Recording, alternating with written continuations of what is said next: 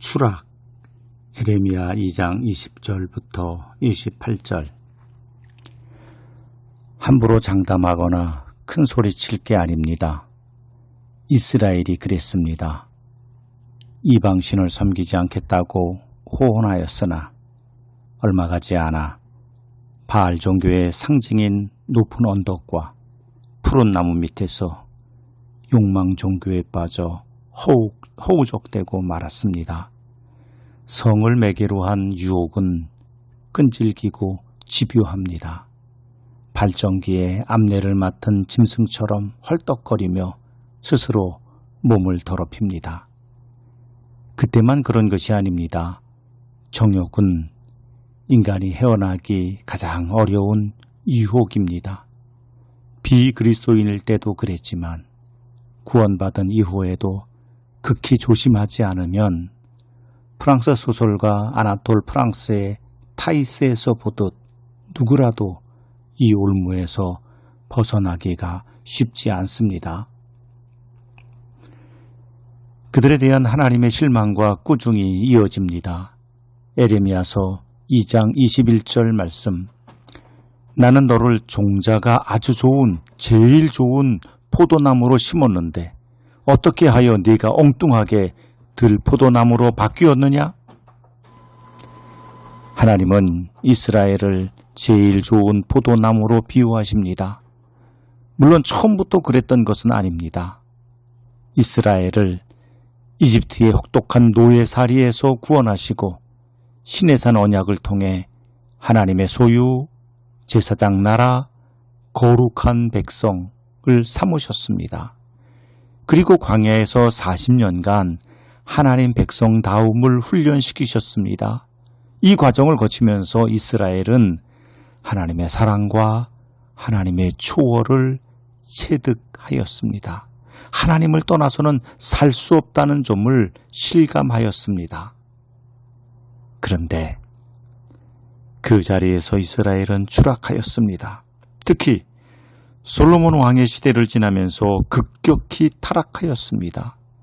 솔로몬의 지혜를 찬양하고 그 시대를 칭송하는 일은 그 시대를 바라게 보지 못한 탓입니다.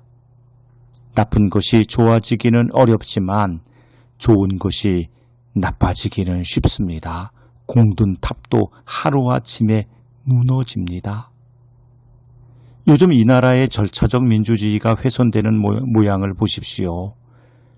국토부 장관이 자기 감정을 조절하지 못하면 15년 된 국책 사업도 하루아침에 무산시킵니다. 국토부가 장관 한 사람의 부서입니까? 거기에 절차나 제도의 자리는 없습니다. 어떤 사업을 시작하는 데에도 절차와 당위성이 있어야 하듯 어떤 사업을 중단하는 데에도 원칙과 절차가 필요합니다. 이게 도대체 민주주의 나라입니까? 1988년 7월 7일에 당시 노태우 대통령이 북한과의 관계를 동반자 관계로 발전시키며 남북한이 상호 교류를 통해 사회, 경제, 문화 부분에서 공동체로 통합해 나가고 이를 바탕으로 통일을 실현시켜 나간다 선언하였습니다. 이 선언을 77 선언이라고 하는데 이때부터 남과 북의 대화가 추진되었고 평화가 논의되기 시작하였습니다. 특히 연전에는 휴전 상태를 끝내고 종전 선언을 하면 북한 핵의 효용성이 사라진다는 판단에 따라 북한과 미국을 설득하여 머리를 맞대게 하였습니다. 쉽지 않은 일이지만 조금만 더 나가면 한 걸음만 더 나가면 한반도에 평화가 오리라 기대하였습니다. 저는 이런 현실을 한국 그리스도인이 오랫동안 기도한 결과로 하나님의 은혜라고 생각했습니다.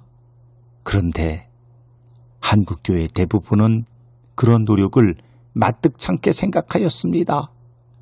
이 정도면 심각한 자기 모순, 한국교회의 침해입니다.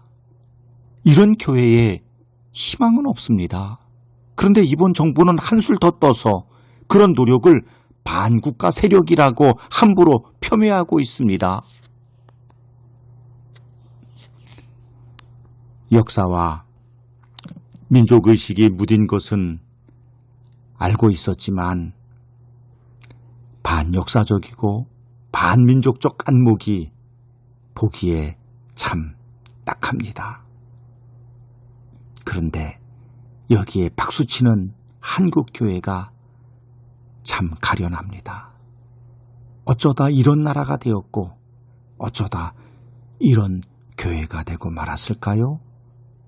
이 땅의 평화는 우리가 만들어야지 남이 만들어주지 않습니다. 원하지 않은 일이 현실이 되는 시대에도 낙심하지 않고 주님만을 바라보는 하늘 백성 위에 주님의 다스림과 섭리가 있기를 빕니다. 이스라엘 백성의 추락이 남 같지 않습니다. 스스로 신앙과 삶을 잘 지켜내겠습니다. 민족과 공동체 역시 더 이상 훼손되지 않기를, 더 이상 추락하지 않기를 간절히 빕니다. 아멘.